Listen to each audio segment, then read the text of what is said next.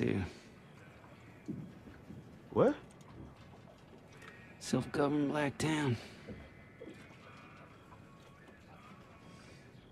So, there are black people under us right now?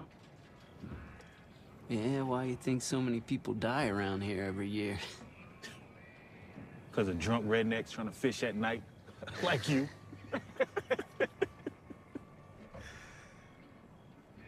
No. It's 'cause it's haunted.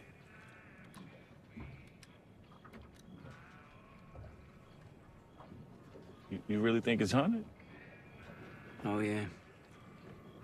A lot of souls down there. That's what pulled you under. Town full of black folk. They were almost white. Get the hell out of here, man. What are you talking about? They were almost white? White's not a real thing, right? There's no scientific basis for it. People just become white. Social. White is where you are, is when you are. Armenians are white as hell, so they... Armenians. When they damned the Chattahoochee, some refused to leave. They thought they were safe. They paid to be white. With enough blood and money, anyone can be white. It's always been that way.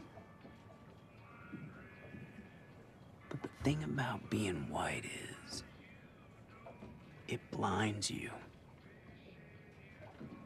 It's easy to see the black man as cursed because you've separated yourself from him. But you don't know. You're enslaved just like him. Cold whiteness. You're hypothermic. You lose logic. You see the blood, and you think someone else is bleeding. Everyone's screaming at you to turn the machine off, but you can't hear them. You can't even hear yourself saying, "We're cursed too. We're cursed too." Oh, shit!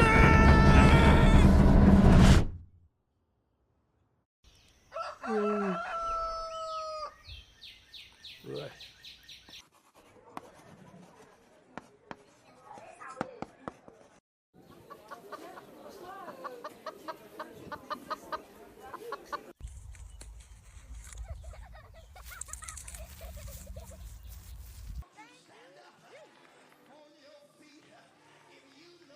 Did you see what they did to little May? Let's go get him. Who's with me?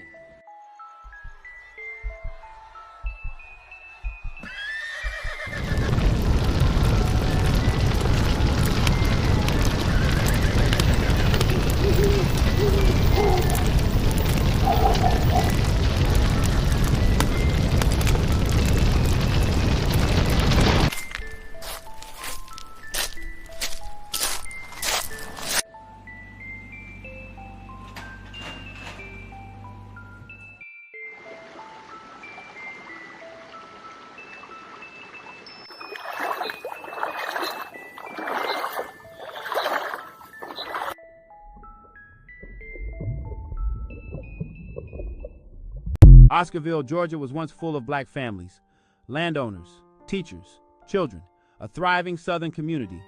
But in 1912, a white woman was found assaulted. 2 black teens were accused, with no trial, no proof, and lynched. That was the excuse. White mobs descended with rage. They gave black families ultimatums, leave or die.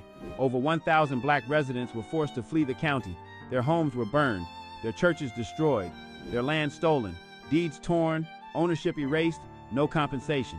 It wasn't justice, it was racial cleansing. The town was abandoned, its memory silenced. Decades later, in the 1950s, the government built Lake Lanier. They said it was for water.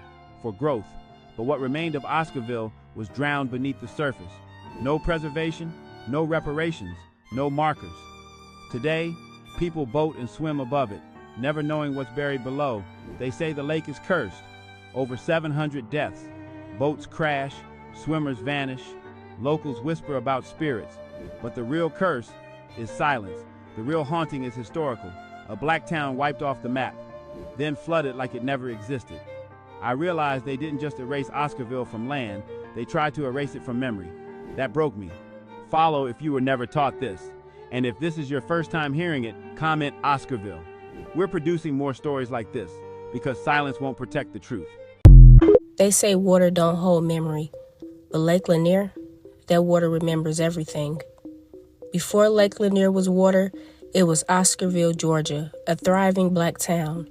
I'm talking over 1,000 black folks, running their own schools, their own hospitals, banks, farms, everything. They didn't just live there, they built it from the ground up.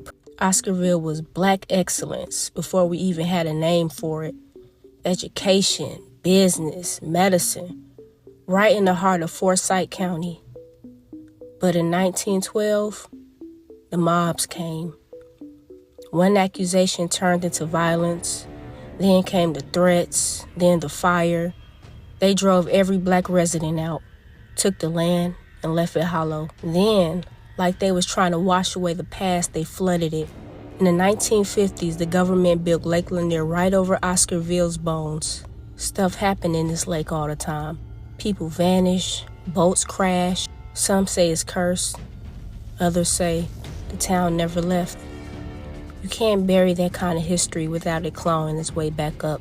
The school's still down there. So is the church, the bank, the graveyard. You just can't see it. But Oscarville remembers. Still down there, waiting. And if you come out here smelling like them folks that took it all, their blood, their name, their kin, something down there might just reach up and take you back. 1912, nearly every black resident was forced out. That includes people living in an old black town called Oscarville. The community was formed in the late 1800s during the Reconstruction era.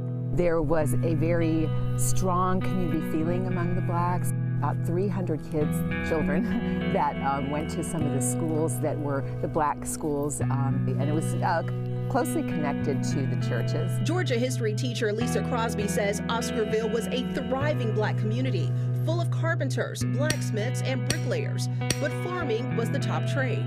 So they really had kind of a miraculous farming growth here while the rest of the state was really struggling. But then residents were abruptly forced off their land. So the flashpoint, I think, is 1912. This takes us back to the death of May Crow. The 19-year-old white woman was found dead in the woods near Oscarville, presumably after being raped. Typically, the answer to white girls being raped was go to the black community and just start blaming people. By nightfall, terror began to reign over Oscarville. So from there, the rage and hatred in the community, mobs got together and they were called night riders, and they were riding throughout Oscarville and driving out the black community. And the night turned deadly. You know, they were waking up by fires outside, fire bombs thrown in the church. Filmmaker Bob Mackey recaptures those horrific nights in an upcoming television series. Anytime anything happened, guess where everyone would go? To the church. Well, they attacked the church. People were hung, lynched. Mackey's series features stories of direct descendants like George Rucker, who can trace his family back 4 generations to Oscarville. He tells the story of his great-grandfather, Bert Oliver, and the entire family being forced off their land. Night riders came through. They had to leave everything. The main thing they left was property. My grandfather had 100 acres. Rucker says many relatives died as they tried to flee. So when they got to the Chattahoochee River, from what I understand, they were told, when the mob got up on the bridge, they were told that they either had to swim or drown. Most of them didn't make it. My grandfather was one of them that did make it. He lost some brothers and sisters. He says his relatives who survived settled in Gainesville. From what my mother told me, buried all of them. He would sit and tell her this story, and he would just sit and cry. Crosby says whites in the area took over the remaining properties.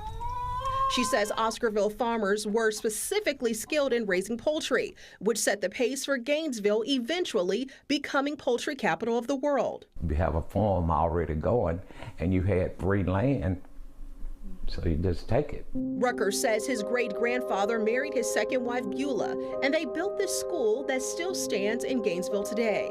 By the late 1950s, the Beaufort Dam was built and Lake Lanier was formed, covering up Oscarville and swallowing most of its history.